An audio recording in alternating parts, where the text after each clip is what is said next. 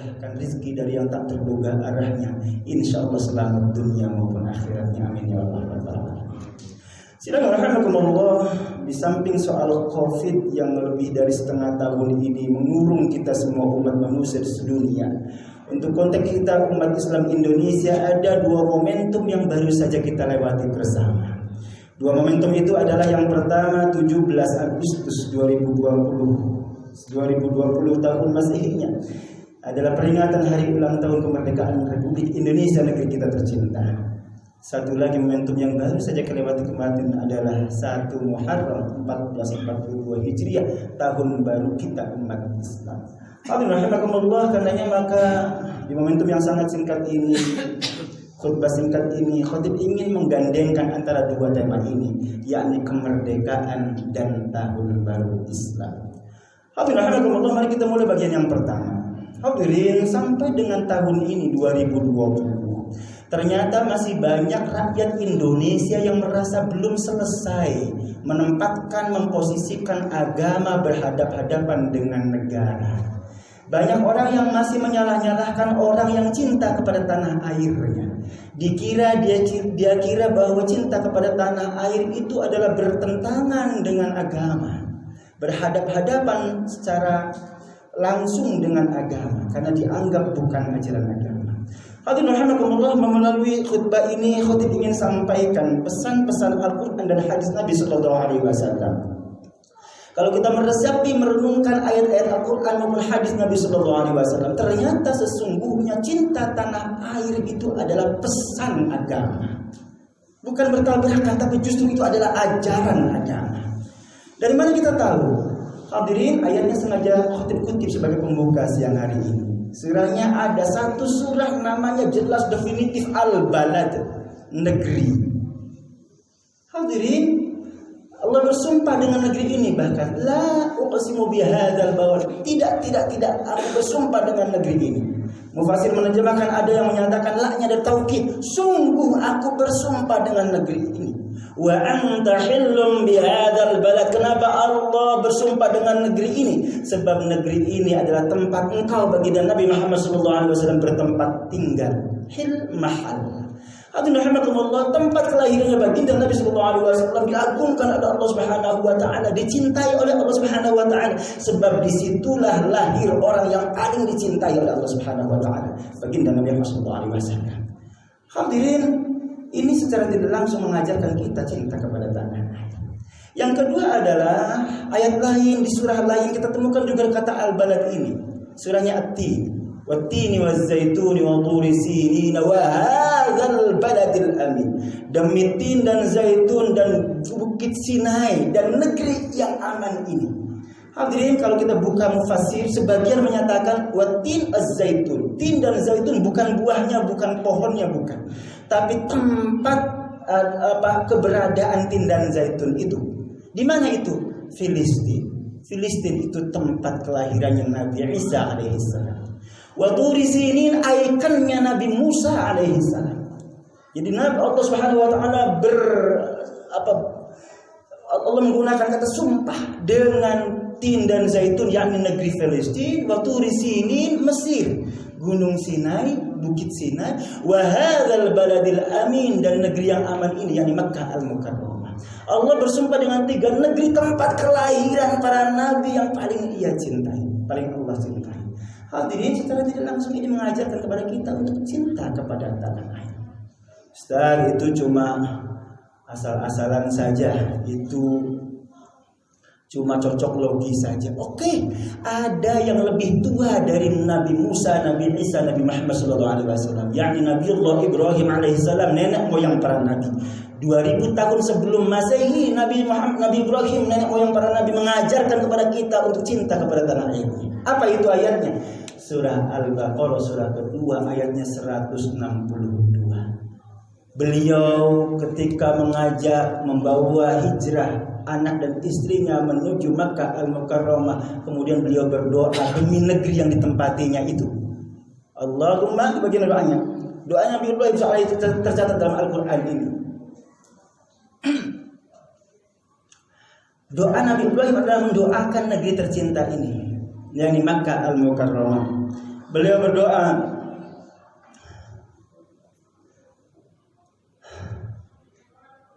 Allahu Akbar. Hadirin rahimakumullah, cinta banget Nabi Ibrahim kepada Mekah Al-Mukarramah. Padahal hadirin, kalau kita runut sejarahnya, Nabi Ibrahim bukan kelahiran Mekah. Beliau lahir di Mesopotamia, Irak. Lalu hijrah sempat ke Mesir. Dari Mesir kemudian membawa istrinya Siti Sarah dengan putranya Ishak ke Filistin, dan Siti Hajar bersama dengan putranya yang pertama yakni Ismail ke negeri Makkah Al-Mukarramah. Rabbi ij'al hadza baladan amina. Doanya Nabi Ibrahim alaihissalam, ya Allah, jadikan negeri yang saya tempati ini sebagai negeri yang aman. Warzuq ahlahu minas samarati man amana minhum billahi wal yawmil akhir. Berikan rezeki kepada penduduknya dari as-samarat, buah-buahan. Hadirin, 2000 tahun sebelum Masehi Nabi Ibrahim mengajarkan kepada kita untuk cinta kepada tanah tempat dia berpijak, tempat bermukim, meskipun bukan orang situnya asli. Beliau orang Irak, kelahiran Irak, tapi kemudian bertempat tinggal di Mesir, pernah bertempat tinggal di Mesir, kemudian Palestina dan Makkah Al-Mukarramah. Dua-duanya, bahkan semua negeri yang beliau tempati, beliau cintai. Bahkan untuk Makkah, beliau mendoakan kota Makkah itu. Nabi Ibrahim 2000 tahun sebelum Masehi, Nabi Musa 1500 tahun sebelum Masehi, Nabi Isa 0 Masehi, Nabi Muhammad SAW 571 Masehi. Hadirin rahimakumullah, negeri-negeri tempat kelahirannya beliau semua cintai. Bahkan Allah jadikan sebagai sumpah dalam Al-Quran. Ini menunjukkan secara langsung tidak langsung bahwa kita diajarkan oleh agama kita untuk cinta kepada tanah air kita. Lalu mana hadisnya? Adakah hadis yang menyatakan kecintaan baginda Nabi kepada negeri-negeri tempat kelahirannya maupun tempat perjuangannya? Ada. Hadisnya sahih riwayat Imam Muslim dan yang lainnya. Imam Bukhari bahkan dengan yang lainnya. Sengaja khotib sebagai pembuka siang hari ini. Rasulullah SAW ketika hijrah ke Madinah bersama dengan para sahabatnya, lalu beberapa waktu pertama banyak sahabatnya yang tumbang sakit. Karena Makkah dan Madinah beda banget iklimnya. Madinah jauh lebih ekstrim, lebih dingin daripada Makkah. Sementara Makkah panas. Banyak orang yang kemudian tidak tahan dengan suasana Madinah, lalu jatuh sakit. Ada sebagian yang berkeinginan pulang ke Makkah, kembali ke Makkah saja karena nggak betah di Madinah. Nabi SAW dalam kondisi seperti ini menguatkan, membesarkan jiwa, membesarkan hati para sahabatnya dengan berdoa kepada Allah Subhanahu Wa Taala. Doanya tercatat dalam kitab Sahihnya Imam Bukhari. Sahih hadisnya. Beliau berdoa, Allahumma habib ilainal Madinah ka hubbina Makkah aw asyad. Nabi katakan, ya Allah, anugerahkan kepada kami semua kecintaan kepada negeri Madinah tempat kami berjuang ini, sebagaimana engkau telah tanamkan kecintaan itu kepada negeri Makkah tempat kelahiran kami. Jadi hadirin rahimakumullah, tempat hadirnya kita di muka bumi, lahirnya kita di muka bumi, kita cintai. Itu adalah sunnahnya Nabi. Tempat kita berjuang nyari nafkah di sini, di seruah ini, hari ini, kita cintai. Sebab itulah juga contoh dari Nabi SAW. Baginda Nabi cintanya kepada Madinah luar biasa. Tahun ke-8 Hijriah beliau sudah menguasai kota Makkah, tapi tidak ingin pulang ke Makkah, tetap tinggal di Madinah sampai ajal menjemputnya. Hadirin, kalau begitu Al-Quran dan hadis mencontohkan kepada kita cinta kepada tanah airnya. Lalu kenapa kita yang mengaku sebagai umatnya Nabi masih mempertentangkan antara cinta tanah air dengan cinta kepada agamanya? Hadirin rahimakumullah, ini bagian yang pertama. Maka kalau kemudian Hadratus Syekh, guru kita semua, Hadratus Syekh, guru kita, menanamkan kecintaan kepada tanah air dengan kalimat hubbul watan minal iman, itu adalah benar, sumbernya adalah intisari dari Al-Quran dan hadis Rasul. Cinta kepada tanah air adalah bagian daripada. Baik, ini bagian yang pertama tentang kemerdekaan. Hadirin, lalu apa hubungannya dengan tema yang kedua, yakni Tahun Baru Islam 1 Muharram 1442 Hijriah. Hadirin, kalau kita lihat sejarahnya, ternyata nama tahun Islam Hijrah ini diambil dari momentum hijrahnya Nabi Sallallahu Alaihi Wasallam. Tahun ke-6 setelah baginda Nabi Muhammad Sallallahu Alaihi Wasallam wafat, Umar bin Khattab sebagai khalifah saat itu kemudian mendapatkan kasus. Ada satu orang gubernurnya yang menghadap kepada khalifah, ya khalifah, saya bawa 2 surat. Saya tidak tahu yang mana yang duluan. Ada tanggalnya, ada bulannya, tapi tidak ada tahunnya. Hadirin, sampai dengan tahun ke-6 sepeninggal baginda Nabi, kita belum punya sistem tahun sendiri. Islam belum punya sistem tahun sendiri. Tanggal dan bulan yang kita adopsi ini tanggal bulannya jahiliyah, bukan dari Islam sesungguhnya. Baru di tahun ke-6 itu kemudian Umar bin Khattab sebagai khalifah tergerak hatinya menemukan kasus ini, tergerak hatinya untuk membuat sistem penanggalan sendiri milik Islam. Lalu beliau mengumpulkan para sahabatnya, mengajak diskusi bagaimana caranya, apa titik baliknya atau yang menjadi titik tolak awal tahun Islam ini. Sebagian menyatakan, khalifah, karena ini Islam dibawa oleh baginda Nabi, tidak ada Islam kalau tidak ada Nabi, maka kelahiran Nabi itu kita jadikan sebagai tolak ukur dari awal tahun Islam. Yang lain berpendapat, oh tidak, karena engkau yang membuat, maka ini tahunnya jadikan aja tahun Umar. Sayyidina Ali kemudian angkat tangan, khalifah, menurut saya benar, Islam hadir gara-gara kelahiran Nabi Sallallahu Alaihi Wasallam. Tapi ketika Nabi lahir belum menjadi Nabi. Benar, Nabi Sallallahu Alaihi Wasallam diutus pada usia 40 tahun. Tapi saat beliau diutus pertama kali, Islam belum lagi hebat, belum mencapai kemajuan, malah ditindas 13 tahun di Makkah. Apa yang bisa kita banggakan? Kata Sayyidina Ali, kalau kita mau menjadikan tahun Islam, maka menurut saya yang paling tepat kita jadikan sebagai acuan adalah hijrahnya Nabi Muhammad SAW dari Makkah menuju Madinah. Sebab itulah titik balik perjuangan umat Islam. 13 tahun di Makkah luar biasa, habis-habisan, diinjak-injak, di pinggir-pinggirkan di peradaban. Tapi begitu sampai Madinah, hanya kurun waktu 8 tahun saja, Islam kemudian bisa kembali ke Makkah untuk menguasai kota Makkah. Kata Sayyidina Ali, maka ini menjadi inspirasi bagi setiap muslim untuk senantiasa berjuang dalam agamanya, untuk senantiasa berjuang dalam kehidupannya, sehingga kemudian menggapai kesuksesannya.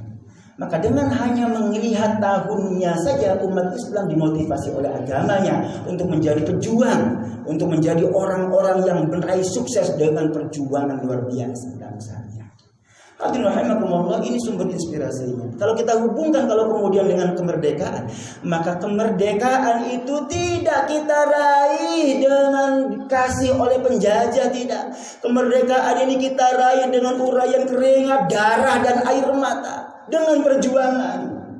Maka kalau kemudian kemerdekaan kita diraih dengan perjuangan, lalu Islam mengajarkan kepada kita tahun Islamnya ini adalah tahun perjuangan, tahun hijrah, maka mestinya umat Islam Indonesia memikul dua tugas sekaligus di pundaknya, sebagai warga negara bangsa Indonesia sekaligus sebagai pemeluk agama Islam, untuk menjadi pejuang dalam kehidupannya.